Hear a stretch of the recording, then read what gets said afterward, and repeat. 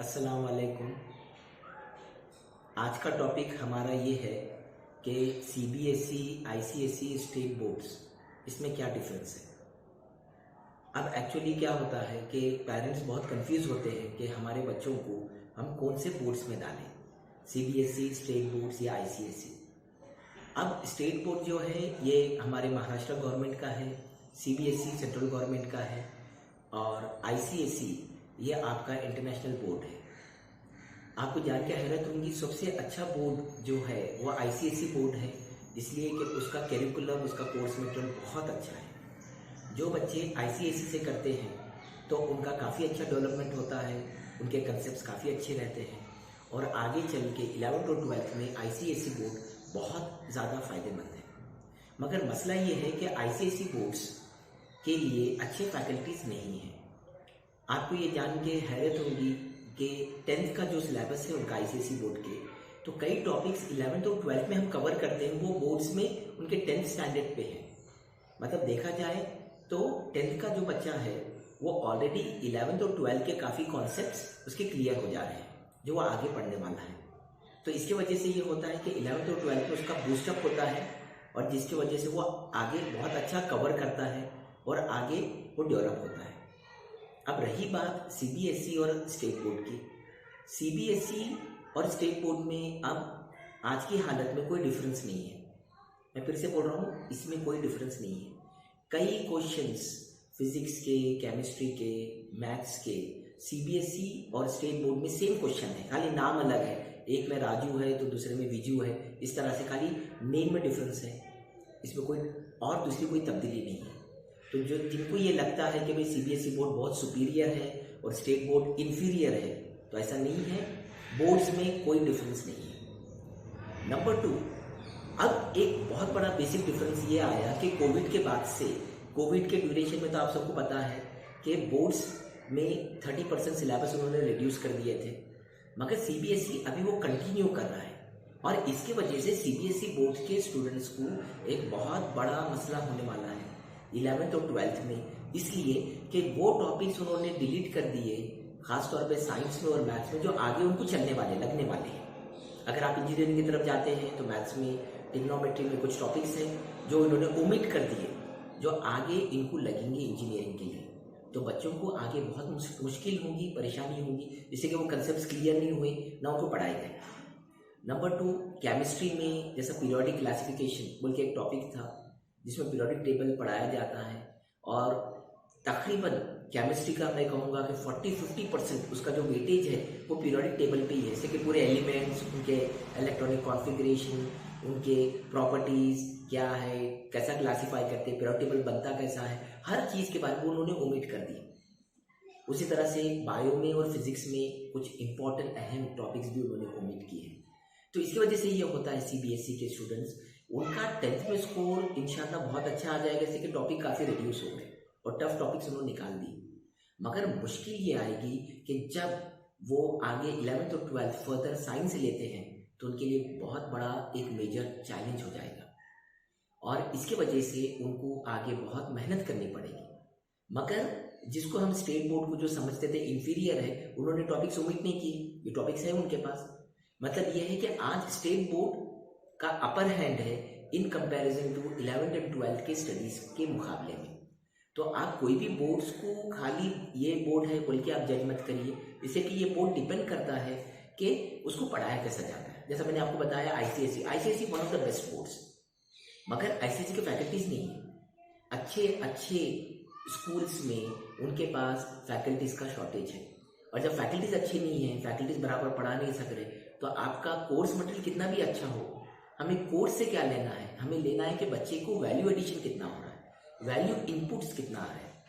तो इसलिए मैं ये चाहूँगा कि पेरेंट्स अपने जहन से बोर्ड्स के बारे में कंपैरिजन निकाल के वो टॉपिक वाइज कंपेयर करें कि हमारे बच्चे में क्या टॉपिक्स पढ़ाए जा रहे हैं, कौन से टॉपिक्स उनको आगे लग रहे हैं, कौन से टॉपिक्स अभी करंटली उनके पास है या नहीं है।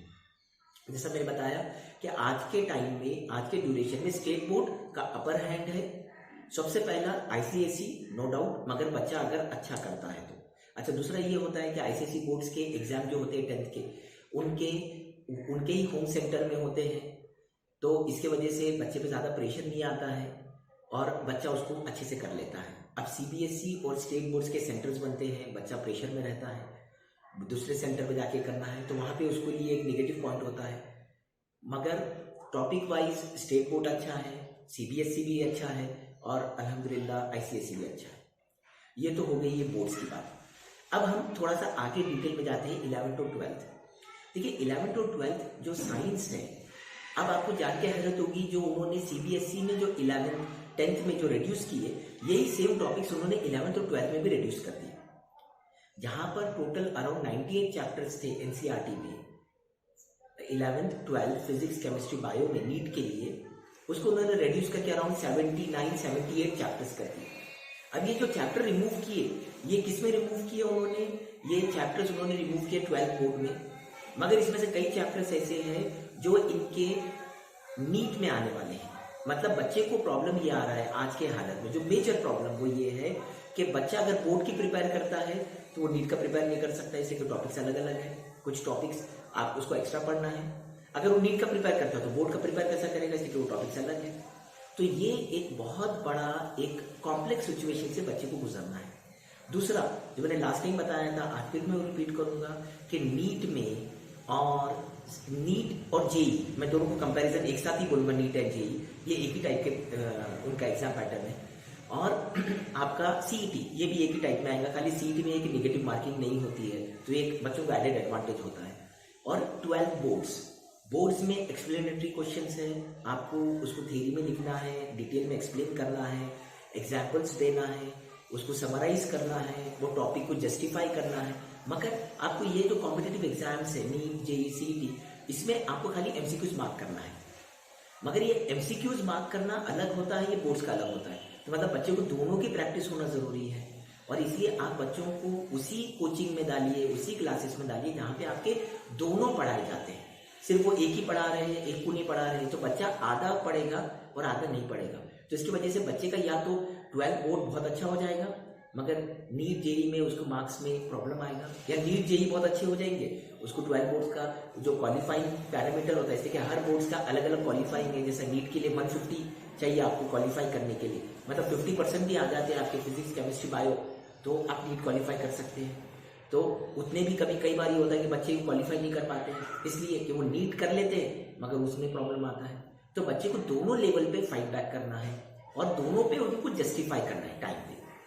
और इसलिए सबसे इम्पोर्टेंट बात जो मैं यहाँ कहूँगा कि वो ये है कि बच्चों को आप नीट फाउंडेशन या जेई फाउंडेशन आप 8, 9, 10, 11, 12 से लगाइए।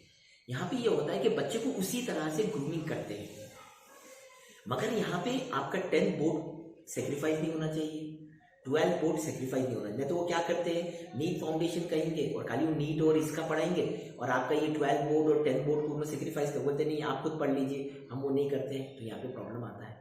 और यही चीज को कंसिडर करके हम हमारे पास में हमारे क्लासेस में हम ये पूरे को कॉन्सेंट्रेट कर रहे हैं। मतलब हम इनको दोनों टाइप की स्टडीज देते हैं, जिसमें नीट के बारे में बताते हैं, सीईटी जेई का तो होता ही होता है, उसके साथ उनको बोर्ड्स का प्रिपरेशन होता है। मतलब बच्चों के दोनों टॉपिक्स परफेक्टली क्लियर हो जाएंगे, तो बच्चों को प्रॉब्लम नहीं आएगा। दूसरा ये है कि बच्चे को अगर आप एक 4 साल कम से कम अगर देते हैं तो 100% इंशाल्लाह ताला उसको मसला नहीं आएगा नीट क्वालिफाई करने या जेई क्वालिफाई करने। तो इसलिए मैं ये कहूँगा कि आप एज ए पेरेंट्स आप अभी से प्लान करिए। अगर आपके बच्चे या आपके लड़के या आपकी लड़कियाँ 8th में हैं, तो आप अभी से प्लान करिए कि 9th और 10th में हम उनको कैसा फाउंडेशन कोर्स में डालें और किस तरह से हम उनको डेवलप करें। अब इसमें क्या होता है कि जब आप फाउंडेशन की बात करते हैं तो बच्चों पे थोड़ा थोड़ा आपको बर्डन डालना है। अब कई बार ये होता है कि लोग क्या करते हैं, फाउंडेशन बोल के ये अपने नोट्स लेके आ जाते हैं कि आपको ये नोट्स प्रिपेयर करना है। मैं फिर कहूँगा हम नोट्स कोई और रेफर नहीं करना है, हमें सिर्फ और सिर्फ एनसीईआरटी नोट्स ही रेफर करना है। इसलिए कि आपका नीट का पूरा सिलेबस, आपका जेई का पूरा सिलेबस एनसीईआरटी बेस्ड है, उसके अलावा आपको कोई एक्स्ट्रा बुक रेफर नहीं करना है। मगर यहाँ पे क्या होता है, ये अपने नोट्स लेके आते हैं और अपने नोट्स को क्या करते हैं, हाइब्रिड बनाते हैं, थोड़ा इधर से थोड़ा उधर से। बच्चे को पढ़ाते तो सही, मगर वो पूरे टॉपिक्स को जस्टिफाई नहीं करते हैं, उसके वजह से उनका स्कोर में बहुत ज़्यादा प्रॉब्लम आता है। तो मैं ये कहूँगा कि आप वही जगह डालिए यहाँ पे वो एनसीईआरटी बेस्ड टीचिंग करेंगे।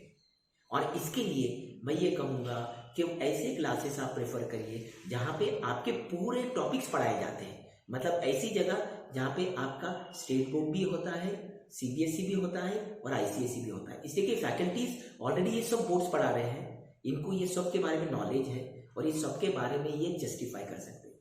नहीं तो ये होता है कि आप उनको स्टेट बोर्ड में पढ़ा रहे हैं और वो एनसीईआरटी बुक रेफर कर रहे हैं। अब वो एनसीईआरटी तो पढ़े नहीं, आप एनसीईआरटी की लैंग्वेज ही देखिए, उनकी लैंग्वेज टोटली डिफरेंट है हमारे स्टेट बोर्ड से।